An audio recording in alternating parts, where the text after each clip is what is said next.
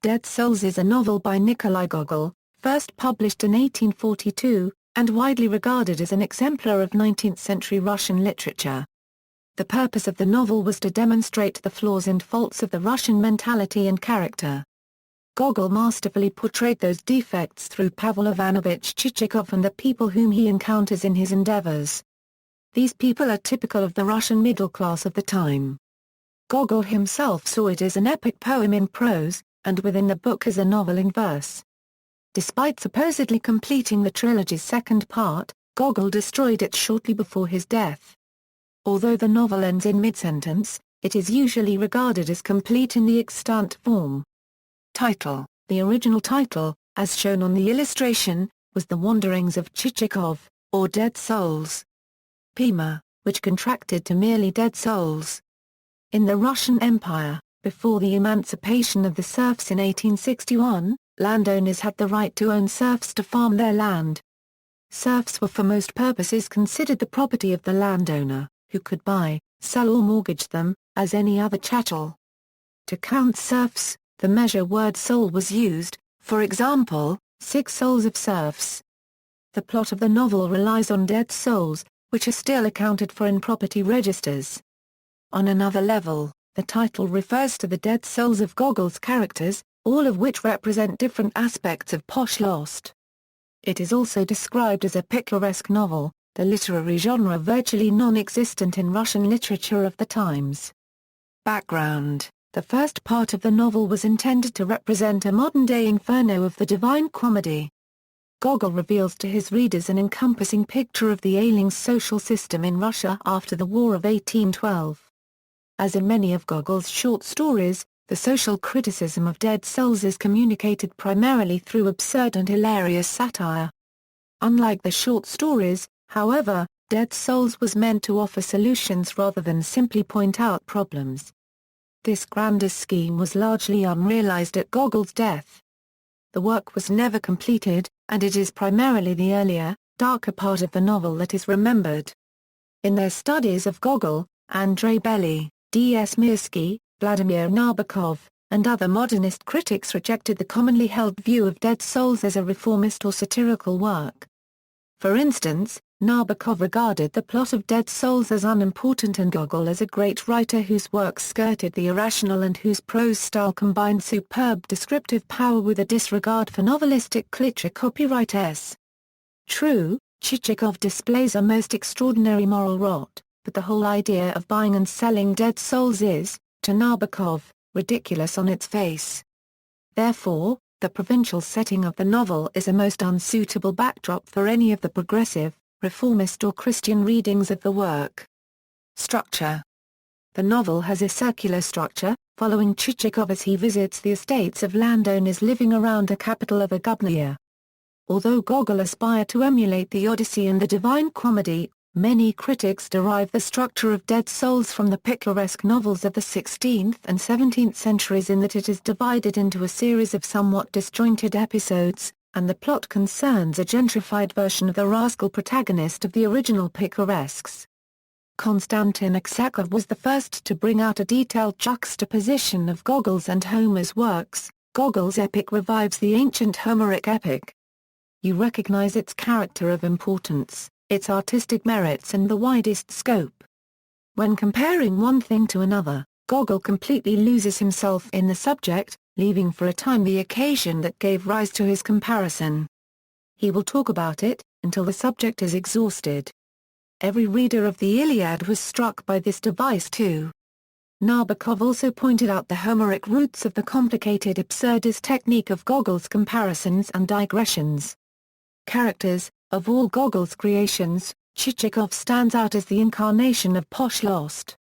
His psychological leitmotif is complacency, and his geometrical expression roundness. The other characters are the squires Chichikov visits on his shady business are typical humours. Sobakvik, the strong, silent, economical man, square and bear-like. Manilov, the silly sentimentalist with pursed lips. Mme Kiribotka, the stupid widow.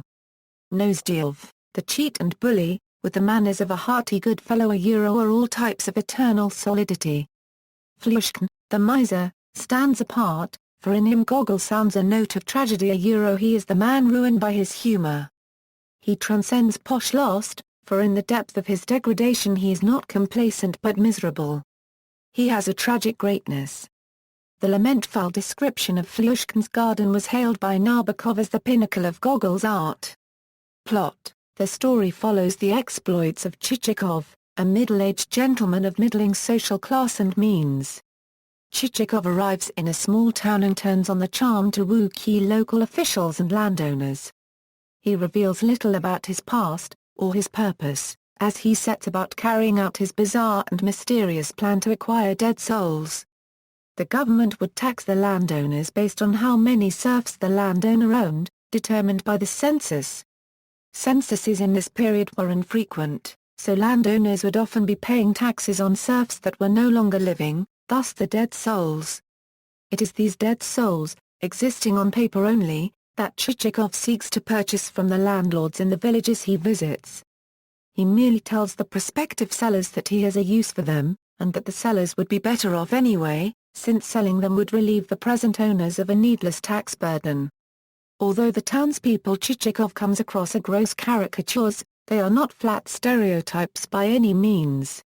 Instead, each is neurotically individual, combining the official failings that Gogol typically satirizes with a curious set of personal quirks. Setting off for the surrounding estates, Chichikov at first assumes that the ignorant provincials will be more than eager to give their dead souls up in exchange for a token payment.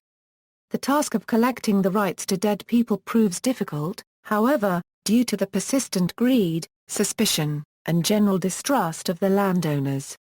He still manages to acquire some 400 souls, swears the sellers to secrecy, and returns to the town to have the transactions recorded legally. Back in the town, Chichikov continues to be treated like a prince amongst the petty officials, and a celebration is thrown in honor of his purchases. Very suddenly, however, rumors flare up that the serfs he bought are all dead, and that he was planning to elope with the governor's daughter. In the confusion that ensues, the backwardness of the irrational, gossip-hungry townspeople is most delicately conveyed. Absurd suggestions come to light, such as the possibility that Chichikov is Napoleon in disguise or the notorious vigilante Captain Kopeikin. The now disgraced traveler is immediately ostracized from the company he had been enjoying and has no choice but to flee the town in disgrace. Chichikov is revealed by the author to be a former mid-level government official fired for corruption and narrowly avoiding jail. His macabre mission to acquire dead souls is actually just another one of his get-rich-quick schemes. Once he acquires enough dead souls, he will take out an enormous loan against them, and pocket the money. In the novel's second section, Chichikov flees to another part of Russia and attempts to continue his venture. He tries to help the idle landowner Tentadnikov gain favor with General Batrishkov so that Tentadnikov may marry the general's daughter, Olenka. To do this, Chichikov agrees to visit many of Batrishkov's relatives, beginning with Colonel Koshkaryov. From there Chichikov begins again to go from estate to estate, encountering eccentric and absurd characters all along the way. Eventually he purchases an estate from the destitute Klobov but is arrested when he attempts to forge the will of Klobov's rich aunt. He is pardoned thanks to the intervention of the kindly Morozov but is forced to flee the village. The novel ends mid-sentence with the prince who arranged Chichikov's arrest giving a grand speech that rails against corruption in the Russian government. Adaptations: Mikhail Bulgakov adapted the novel for the stage for a production at the Moscow Art Theatre. The seminal theatre practitioner Konstantin Stanislavski directed the play, which opened on November 28, 1932. The extant sections of Dead Souls formed the basis for an opera in 1976 by Russian composer Rodion Shchedrin. In it Shchedrin captures the different townspeople with whom Chichikov deals in isolated musical episodes, each of which employs a different musical style to evoke the character's particular personality. The novel was adapted for screen in 1984 by Mikhail Schweitzer as a television miniseries Dead Souls. In 2006 the novel was dramatized for radio in 2 parts by the BBC and broadcast on Radio 4. It was played more for comic than satirical effect, the main comedy deriving from the performance of Marquis Chichikov and from the original placing of the narrator.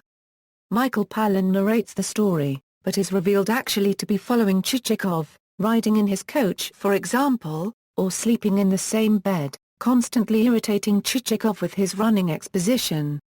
The first UK theatre production was staged by Theatre Collection in London during November 2014, directed by Victor Subchak and starring Gary Voss as Chichikov and Vera Horton as Kiriboka. English translations, 1886, Isabel Hapgood, 1916, D.J. Hogarth, 1936, Constance Garnett, 1942, Bernard Gilbert Gurney. Considered to be the best English version by Vladimir Nabokov, 1957, George Rivet. 1961, David Magarshak, 1961, Andrew McAndrew. 1996, Richard Favre and Larissa Volokinsky. 1998, Christopher English, 2004, Robert A. Maguire, 2008, 2012, Donald Rayfield. References. Sources. External links. Dead Souls at Project Gutenberg D.J. Hogarth's English translation. Russian, full text of Dead Souls in the original Russian, Theatre Collection, Dead Souls, streaming audiobook.